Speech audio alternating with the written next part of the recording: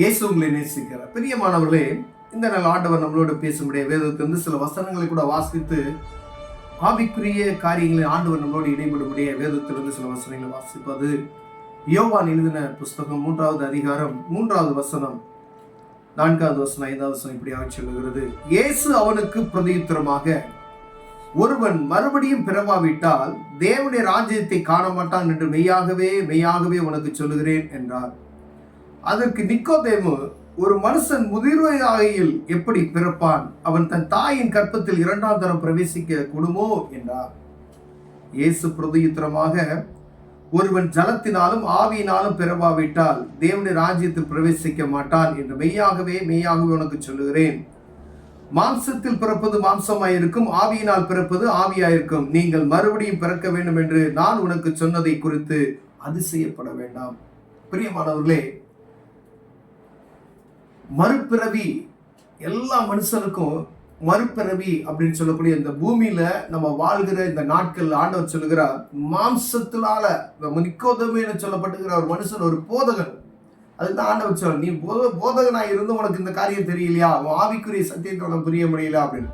அநேக கிறிஸ்தவர்களும் அநேக முதிர் வயதுல இருக்கிறவர்களும் அநேக கேட்கறது என்ன, திருப்பி பிறப்பது என்ன, திருப்பி முழுக்க ஞானஸ்தானம் எடுக்கிறது என்ன, அதுக்கு தான் நாங்கள் ஞானஸ்தானம் எடுத்துட்டோமே.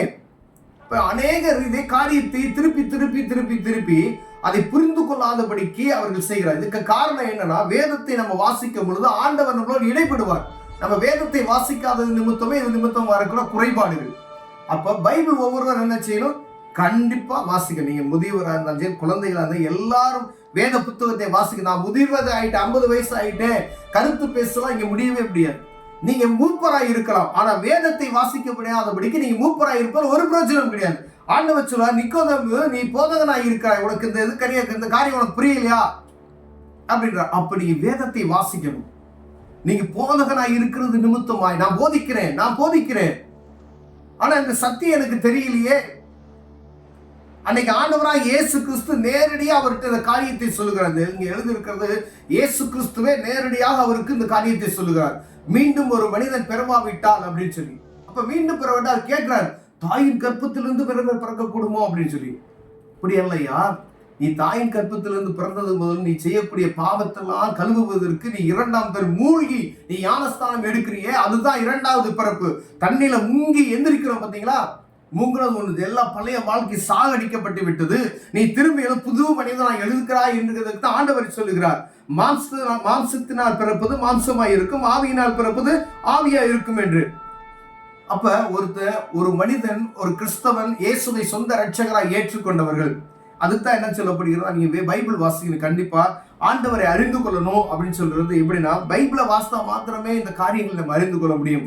யாரோ ஒரு நாள் சொல்வது நிமித்தம் என் போதகர் எனக்காக ஒரு வார்த்தை ஒரு பிரசங்கம் செய்கிறாங்க, காதலை கேட்டு நான் அப்படியே போயிட்டு திருப்பி அடுத்த வாரம் நான் சேர்ச்சில் வந்து உட்கார்ந்து போதகர் சொல்லுகிற காரியத்தை மட்டும் நான் கேட்டுட்டு போயிட்டுனா அது பிரயோஜனமே கிடையாது.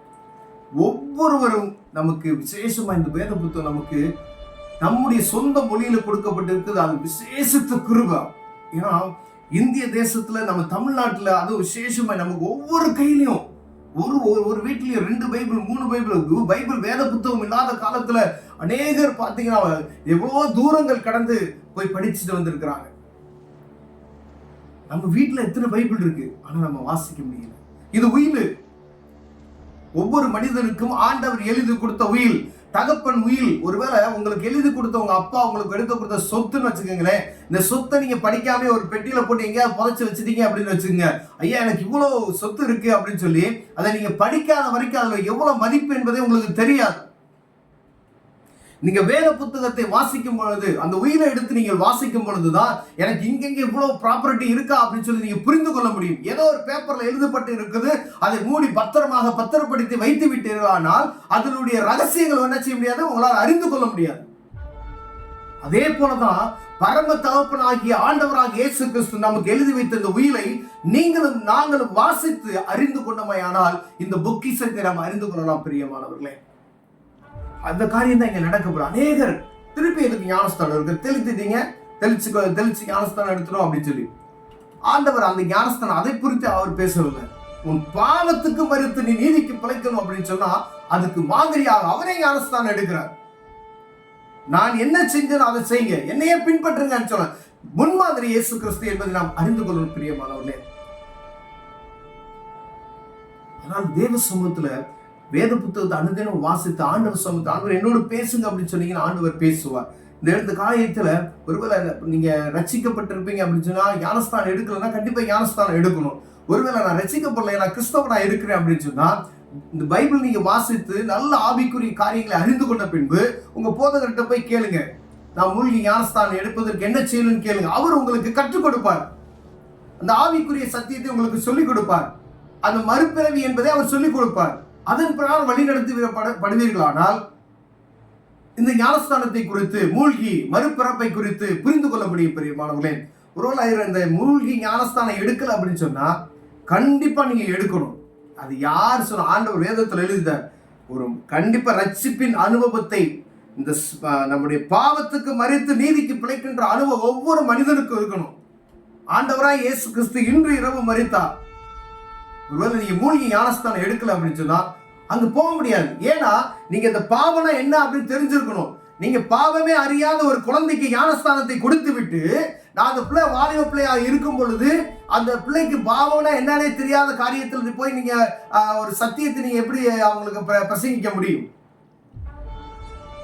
மூழ்கி ஞானஸ்தானம் எடுக்கிறவங்களுக்கு இது பாவத்துக்கு மறைத்து நீதிக்கு பிழைக்கக்கூடிய அனுபவம் என்று சொல்லிக் கொடுக்கிறோம். ஞானஸ்தானம் என்பது அதுதான். பேர் சூட்டு விழா வேறு. ஆனா நம்ம என்ன செய்யறோம்? ஞானஸ்தானம் எடுத்துட்டோம் அப்படின்றோம். பச்சை குழந்தைக்கு என்ன தெரியும்? பாவத்தை பெருத்து. வாலிப பிள்ளையா இருக்கிறதுக்கு நல்ல அந்த பிள்ளைக்கு ஒரு 20 வயசு திருமணம் ஆவதற்கு முன்பு நல்ல ஆவிக்குரிய சத்தியத்தை போதித்து அந்த பாவத்தை குறித்து சொல்லி அந்த பாவத்தை விட்டு விலகணும்னு சொல்லி நல்லா ஒப்பு கொடுக்க வைத்து தேவ சமூகத்துல ஜெபம் பண்ணி அந்த பிள்ளைக்கு ஞானஸ்தானம் கொடுப்போம் அப்படின்னு சொன்னா பையனா இருந்தாலும் சரி, பிள்ளையா இருந்தாலும் சரி, முதிர் வயதில் அநேக பேர் எடுத்துக்கொண்டு இருக்கிறாங்களே. ஆண்டவர் 33 வயசுல தானே எடுக்கிறாரு. அப்ப தேவ சமூகத்துக்கு போய் பைபிள் வாசிக்கணும். கண்டிப்பா சத்தியத்தை அறிந்து கொள்ளணும் பிரியமானவர்களே. ஒருவேளை நம்ம முரண்பாடான பேச்சுகள் அதை இப்படி பேசுவது நிமித்தம் ரோஜனமே கிடையாது. மூழ்கி ஞானஸ்தானம் கண்டிப்பா எடுக்கணும். சத்திய வேதம் நமக்கு கற்றுக் கொடுத்திருக்கிறது. அதன்படி நடக்கவே வேண்டும். இது உயில், இது ஆசை எழுதி வைத்திருக்கப்பட்டிருக்கிறது. இதுக்கு மாறாக ஒன்றுமே நடக்காது. இதுல எழுதுனது ஆண்டவர் சொல்லியிருக்கிறார். ஒருவேளை நீங்க ஞானஸ்தானம் எடுக்காம இருப்பீங்கன்னா மூழ்கி ஞானஸ்தானம் கண்டிப்பா எடுத்துருங்க. உங்க போதகர்கிட்ட கேளுங்க. ஆண்டவர் உங்களை ஆசீர்வதிப்பார். கண்களை மூடுவோம், ஜெபம் செய்வோம். அன்பின் தகப்பனே, ஆண்டவரே, மறுபிறப்பு என்பது ஆண்டவரே எங்க பாவத்துக்கு மரித்து நீதிக்கு பிழைக்கணும்ன்ற அந்த உணர்வு எங்கள் ஒவ்வொருவருக்கும் உண்டாகும்படியே இந்த வேதத்தை வாசித்து அறிந்து கொள்ள உதவி செய்யுங்க. இயேசுவின் நாமத்தில் பிதாவே, ஆமென்.